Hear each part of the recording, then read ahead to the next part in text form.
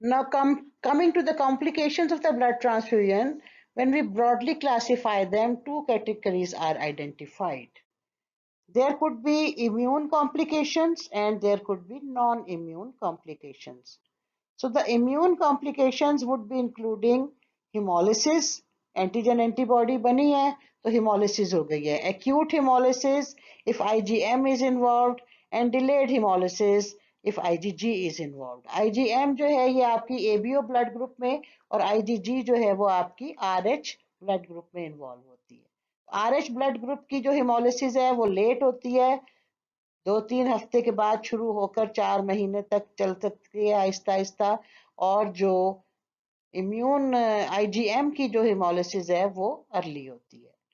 दूसरी जो immune complications हैं उसमें हिमोलिसिस के अलावा भी और इम्यून प्रॉब्लम्स हो सकते हैं जो कि नॉन हिमोलिटिक होंगे, और फिर आपकी जो सेकंड कैटेगरी है that is non immune complications.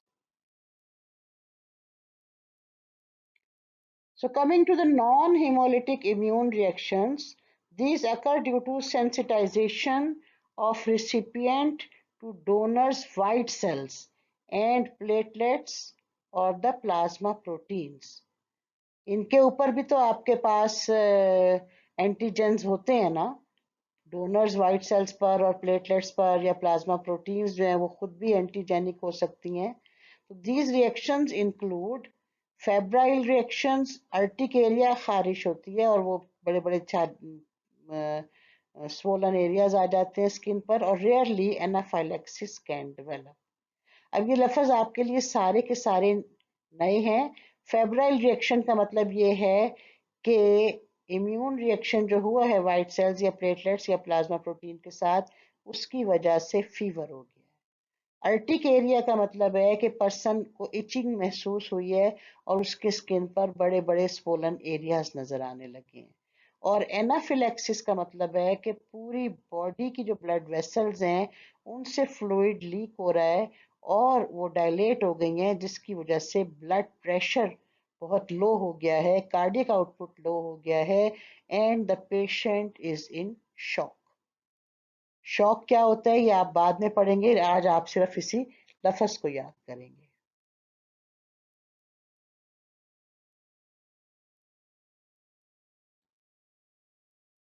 The transfusion reactions can be summarized as follows: allergic for this A, febrile for this F, and hemolytic for this H.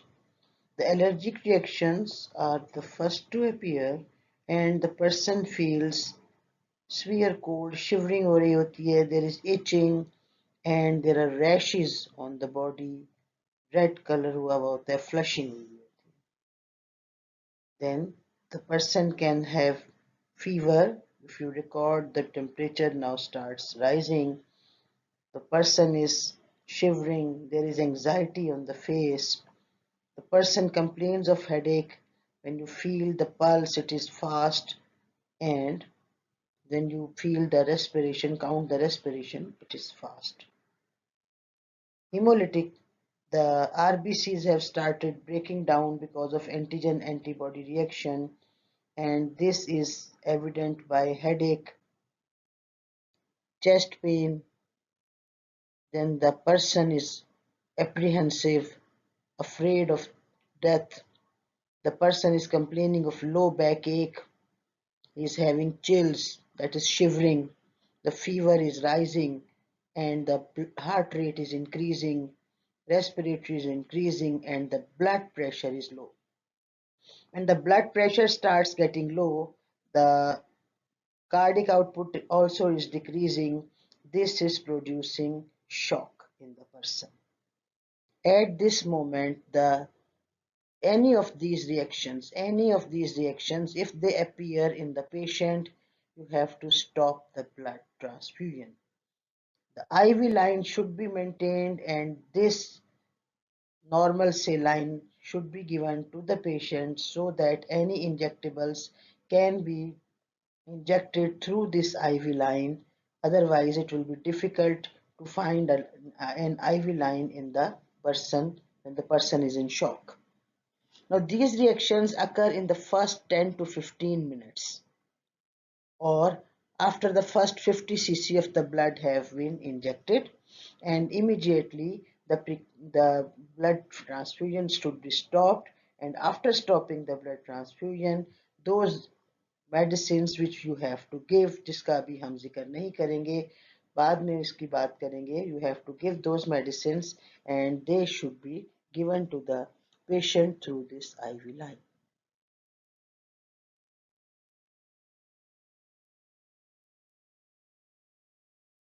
So those were your non-hemolytic reactions, and now are coming acute hemolytic reactions. Acute hemolytic reactions are due to missed batch blood transfusion in ABO blood groups.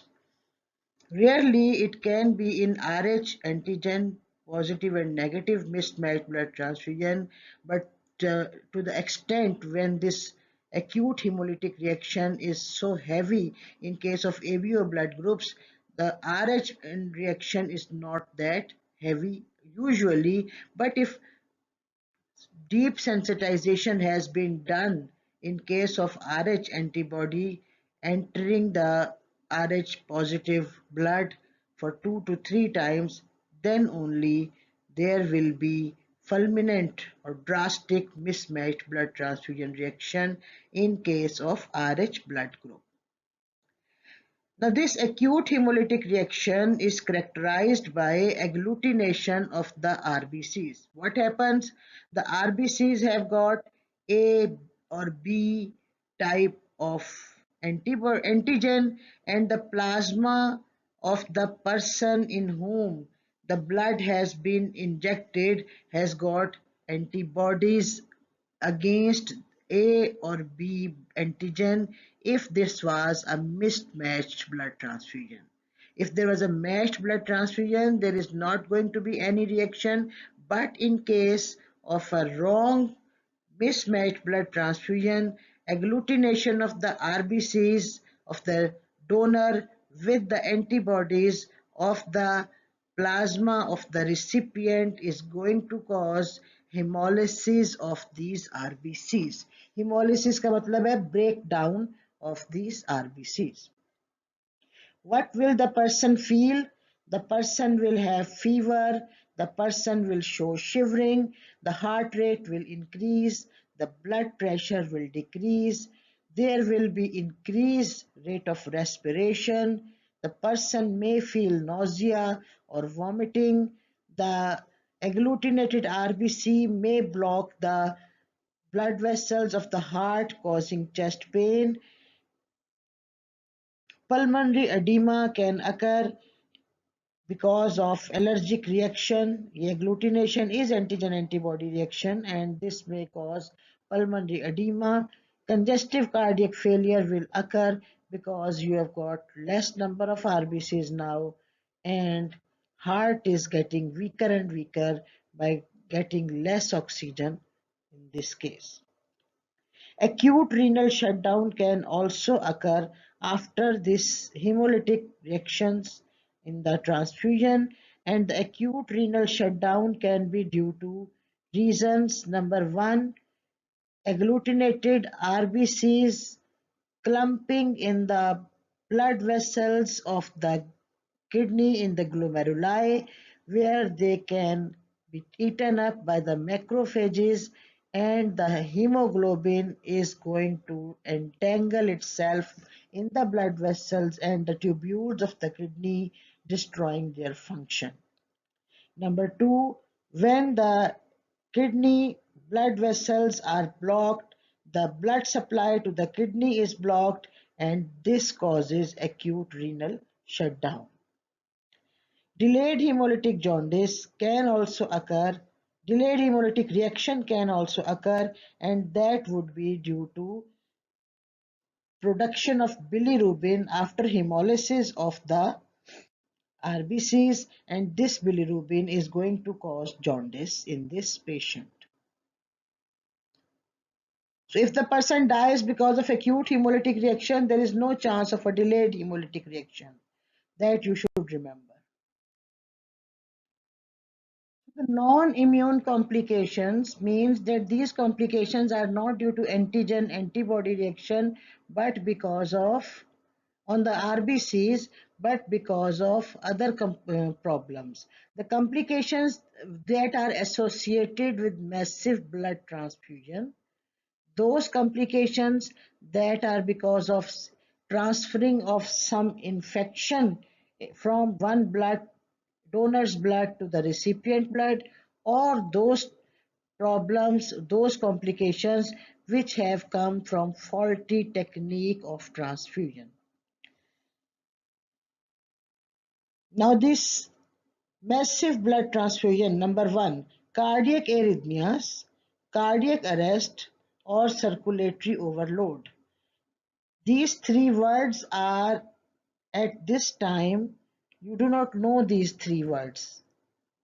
But first year, when the syllabus of the first year will be completed, you will come to know that if the heart rhythm is irregular, if the pulse of the person is irregular, and on ECG the rhythm of the heart is checked and it is irregular, this is called cardiac arrhythmias. It has got many types and we cannot talk about at this early stage of first year study. Cardiac arrest means the heart has stopped beating. This could be due to many reasons, and at this moment we cannot discuss the reasons of cardiac arrest. You will have to study a lot about the heart and its circulatory supply to the heart and the electrical activity of the heart before understanding how cardiac arrest can occur in massive blood transfusion. Circulatory overload, that at least you can understand, that if your total blood volume is 5 liters in a normal person, 70 kg per adult, if the total blood volume is 5 liters and the because of injecting a large amount of blood transfusion in a person, the amount of blood increases in the same blood vessels. This may cause problems, and these are the complications associated with massive blood transfusion, and this is called circulatory overload. Cardiac arrhythmias, cardiac arrest, or circulatory overload may occur if repeated transfusions are given over a short period of time. अगर किसी को एक तरफ से blood बह रहा है और दूसरी तरफ से दिया जा रहा है तो फिर सर्कुलेटरी ओवरलोड नहीं हो सकता, but still cardiac arrhythmias can occur because the blood that we save for future transfusion has got calcium deficiency, it has got potassium excess, and its temperature, which was kept in a fridge at 4 degrees centigrade, it was kept in a refrigerator. If we are giving rapid transfusions, these blood will decrease the temperature of the body, hypothermia. So calcium deficiency, because we have added anticoagulants to the blood that we preserve.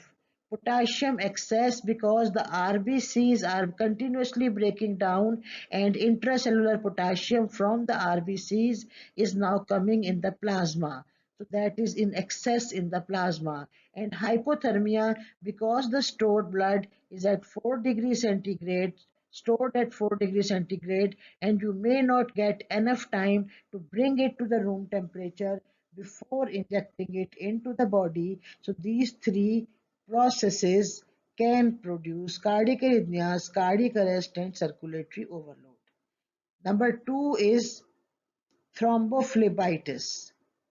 If the intravenous needle remains in the same site for many hours, infection of the vein in which we have injected blood can occur. Apart from that, other infections can also be transmitted through an infected blood going into the body of the recipient. Air embolism can also occur with faulty technique of transfusion But now that the glass bottles are no more used and plastic bags are being used, at this moment air embolism is not that common. So now let us talk about infectious complications.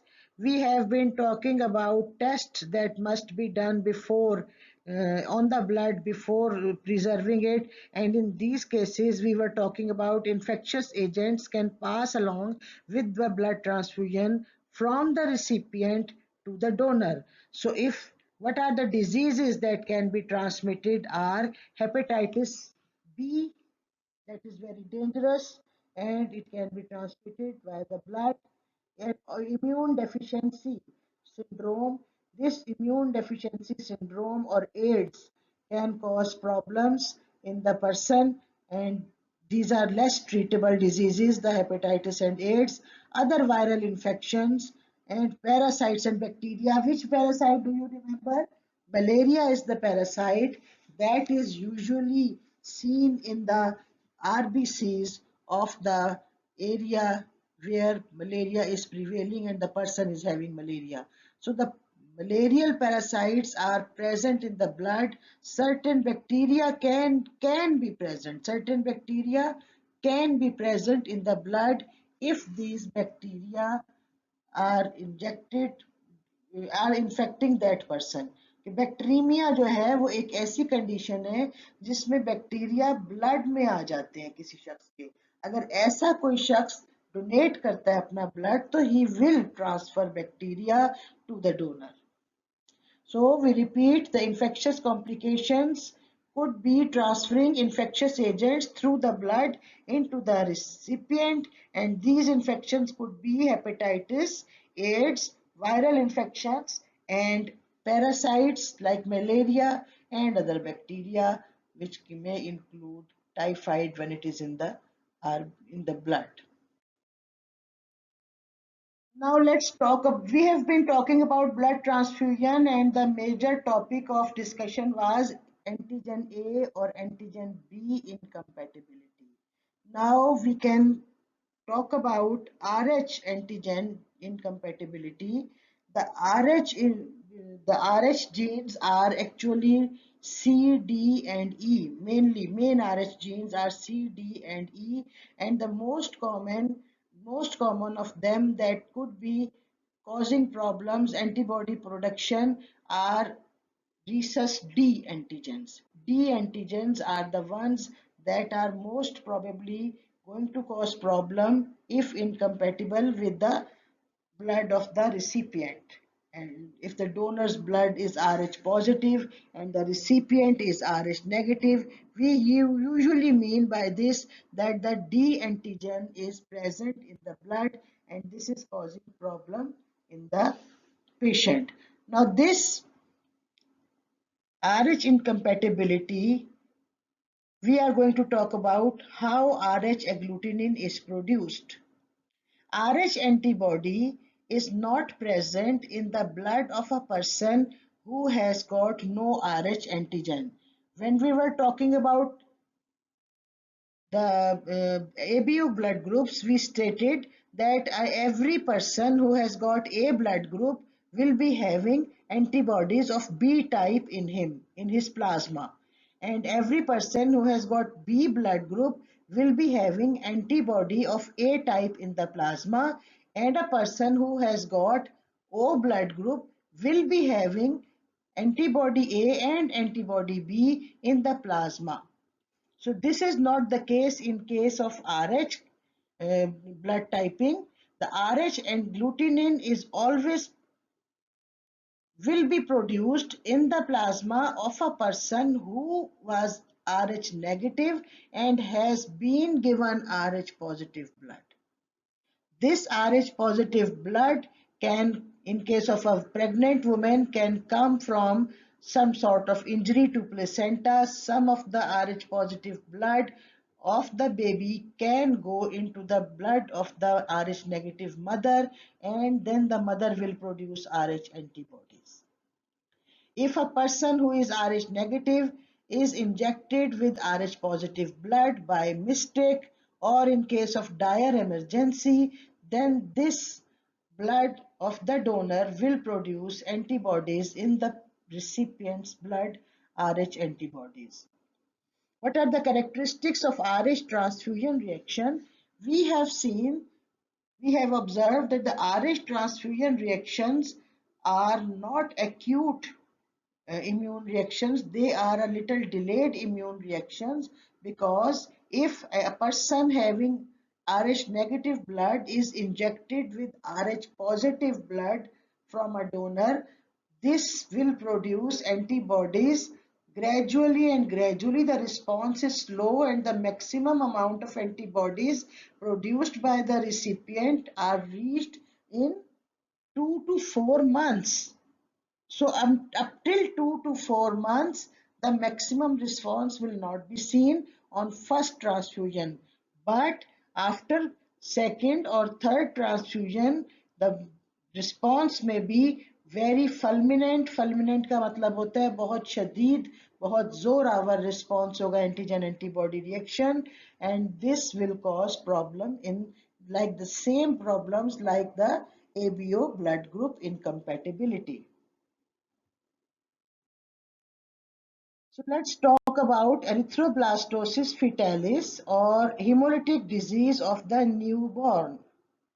Hemolytic disease of the newborn previously could be seen in 3% of the second pregnancy and 10% in the third pregnancy, and then more frequently in subsequent pregnancies when we did not have this anti-Rh antibody globin.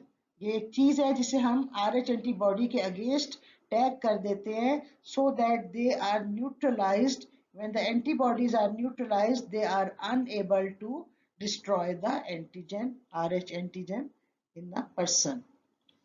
So the effects of erythroblastosis fetalis, that is, if the mother is anti-Rh negative and the fetus is Rh positive and some of the RBCs have gone into the mother's circulation, what will happen? These will cause they will travel from the mother's blood. Antibodies have been produced in the mother because the mother was Rh negative. Now they will travel from the mother's blood to the fetus through placenta and will cause breakdown of the fetal RBCs. These RBCs, when they break down, the hemoglobin is released into plasma, and that will be taken by the macrophages, and this will produce bilirubin, and they will, when this bilirubin is increased in amount, this will cause jaundice production in the newborn.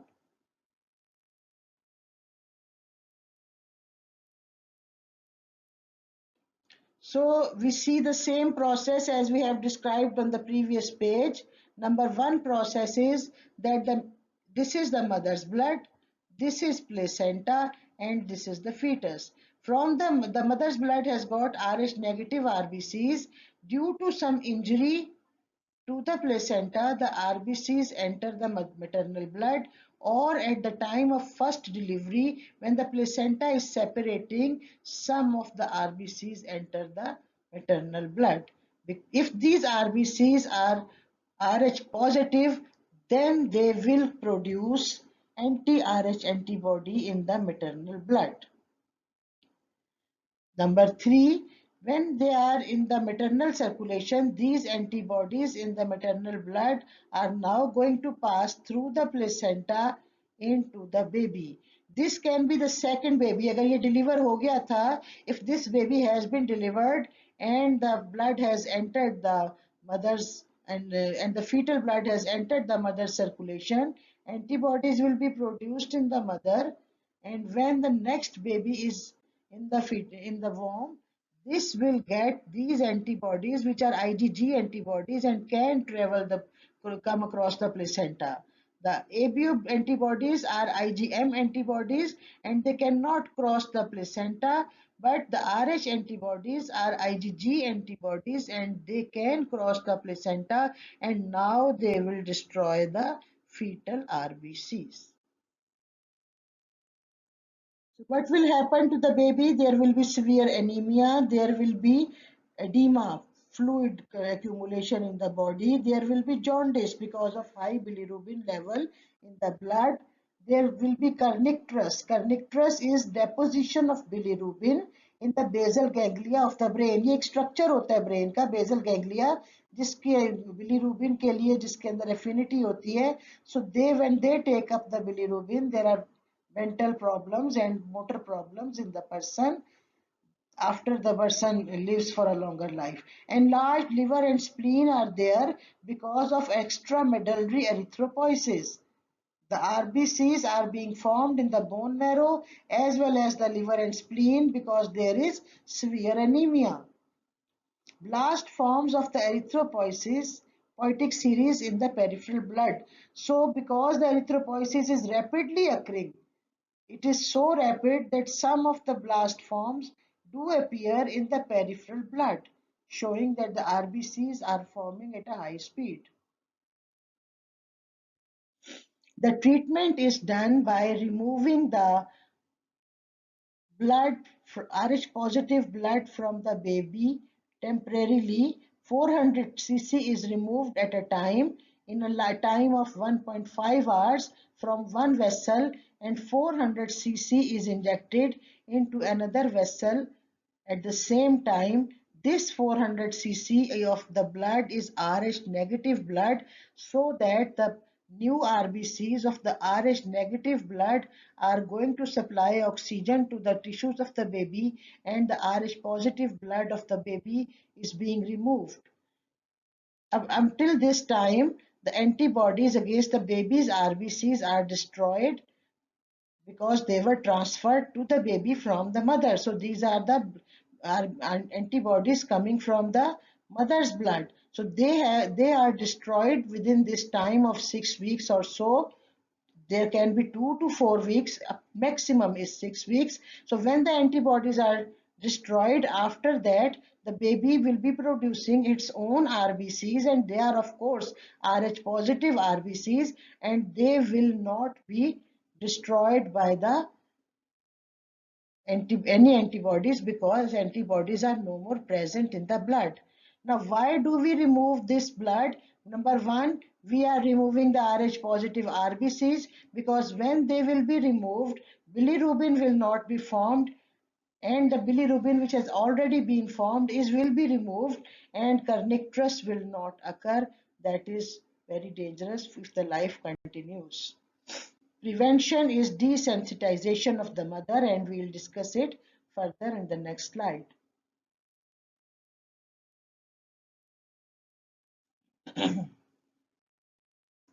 Prevention of erythroblastosis fetalis. When the mother is pregnant at 28 to 30 weeks, the antibody titer is done for D antibodies.